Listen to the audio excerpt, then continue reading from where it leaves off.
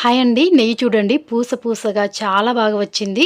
ఈ నెయ్యి కాచడానికి పాలు మరిగిచ్చే పని లేదు, పెరుగు తోడు పెట్టే పని లేదు. ఇదేంటబ్బా ఇలా చెప్తుంది అనుకుంటున్నారా? ఆ సీక్రెట్ ఏంటో తెలుసుకోవాలనుకుంటే ఫుల్ వీడియో చూడాల్సిందే మరి.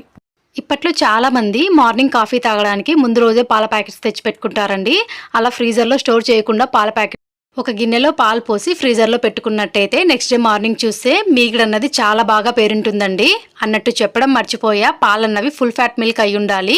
పల్చటి పాలపై మీగడనేది సరిగా రాదు.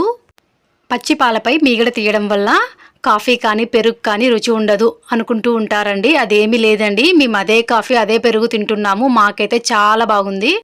అసలు పచ్చి పాలపై మీగడనేది ఎలా తీయాలి? ఎన్ని రోజుల మీగడతో నెయ్యి కాస్తే బాగుంటుంది? అసలు నెయ్యి అనేది ఎలా కాచాలి? కాచిన నెయ్యిలోకి ఏమేం వెయ్యాలి? తెలుసుకోవాలనుకుంటే ప్లీజ్ సబ్స్క్రైబ్ చేసేసి ఫుల్ వీడియోలో ఈ డీటెయిల్స్ అన్ని చాలా క్లియర్‌గా మెన్షన్ చేశాను. చూసేయండి మరి.